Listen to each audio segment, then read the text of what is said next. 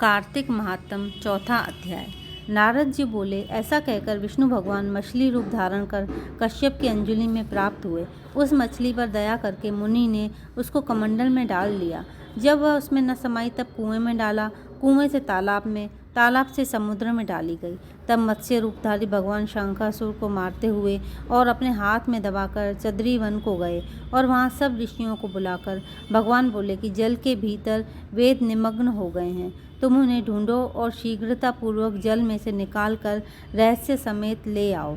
तब तक मैं सब देवताओं समेत प्रयाग में निवास करूंगा। नारद जी बोले, तब तपोबली उन मुनियों ने बीज और यज्ञ मंत्रों सहित वेदों का उद्धार किया। उन ऋषियों में से जिसने जो निकाला वह बागुसी ऋषि के नाम से प्रसिद्ध हुआ। पीछे सब मुनि मिलकर प्रयागराज को गए और प्राप्त हुए वेद ब्रह्मा सहित विष्णु भगवान को अर्पण किए।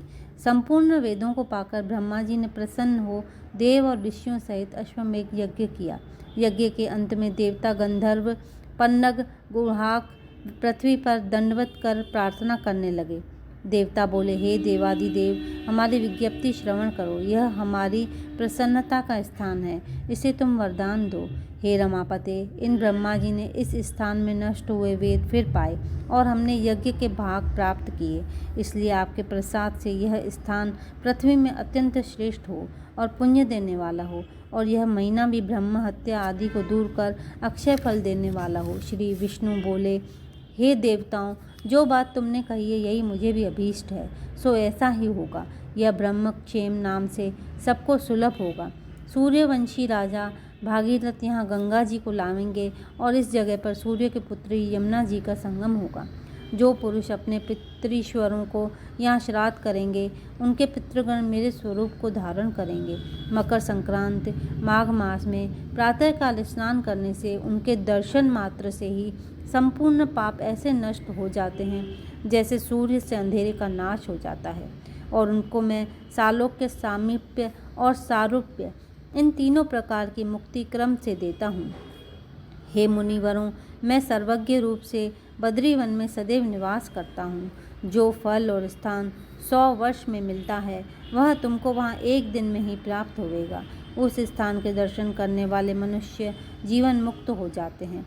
सूत जी बोले, विष्णु देवताओं से ऐसे कहकर ब्रह्मा जी सहित वहीं अंतर्ध्यान हो गए और इंद्रादि देवता भी अंशों से यहाँ रहकर अंतर्ध्यान हो गए।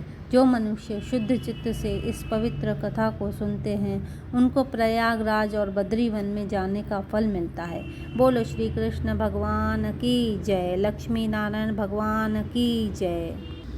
बाबा आत्मदास महाराज की जय। कार्तिक महात्म 5वां अध्याय। पृथु बोले, हे मुनि, तुमने कार्तिक का महाफल वर्णन किया है, अब महीनों के स्नान की विधि और नियम कहिए। नारद जी बोले, हे राजन, तुम विष्णु के अंश से उत्पन्न हुए हो, तुमसे कोई बात छिपी नहीं है। तथापि मैं नियमों का वर्णन करता हूँ। आश्विन मास में शुक्ल पक्ष की एकादशी से सावधान होकर कार्तिक के व्रतों को प्रारंभ करें। पहर रात्रि रहे तब प्रतिदिन उठें और जल का पात्र लेकर ग्राम से बाहर उत्तर दिशा को जाएं। जनेऊ को कान पर चढ़ाकर उत्तर का मुख करके भूमि पर तृण बिछावें और सिर को कपड़े से ढक लें। मुख को बंद कर थूकना और श्वास लेना बंद करके मल मूत्र का त्याग करें। जो रात्रि हो तो दक्षिण को मुख करें। जो मल मूत्र द्वारा शरीर की शुद्धि और जो मुख शुद्ध नहीं करते हैं उनके मंत्र फलदायक नहीं होते, इसलिए दातुन करना उचित है। दातुन लाते समय वृक्ष से कहें कि हे वनस्पति, हमको आयु, बल, यश, तेज, संतान, द्रव्य, वेद पाठ की शक्ति और बुद्धि दे। इस मंत्र को पढ़कर गूलर आदि किसी दूध के वृक्ष की 12 अंगुल लंबी दातुन लावें। व्रत के दिन ऐसा ना करें। प्रतिपदा, अमावस्या, नवमी, षष्ठी तिथियों को और सूर्यवार तथा चंद्रमा सूर्य ग्रहण के दिन दातुन न करें। कटेरी, संभालू, कपास, पीपल, वट, अड़ंड और गंधहीन वृक्षों की दातुन न करें।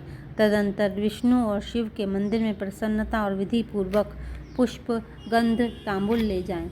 वहाँ भगवान की पाद्यादि से स्तुति करके नमस्कार करें और भजन गावें। देवालय में भजन कीर्तन करने वाले विष्णु स्वरूप होते हैं।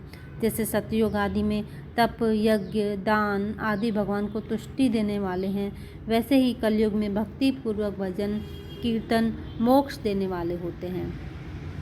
नारद जी बोले, सिरस, धतूरा, कटेर, मल्लिका, सेमर, आक, कनेर के फूल तथा अक्षतों से विष्णु की पूजा नहीं होती। जयकुंद, सिरस, चमेली, मालती, केतकी आदि के फूलों से सूर्य की पूजा लक्ष्मी चाहने वालों को करना उचित नहीं है। यथा योग्य विधि से ही देवताओं की पूजा करके भगवान से क्षमा प्रार्थना करें कि हे सुरेश्वर, हे देव, मैंने मंत्रहीन भक्ति की और क्रियाहीन पूजन किया है, वह परिपूर्ण होवे। फिर प्रदक्षिणा करके दंडवत करें, फिर क्षमा प्रार्थना करके गान करके समाप्त करें। जो कार्तिक की रात्रि में विधि पूर्वक विष्णु और शिव का पूजन करते हैं, वे अपने पूर्वजों सहित निष्पाप वैकुंठ को चले जाते हैं। बोलो श्री कृष्ण भगवान की जय, लक्ष्मी नारायण भगवान की जय, गुरु आत्मदास महाराज जी की जय। कार्तिक महात्म, छठा अध्याय।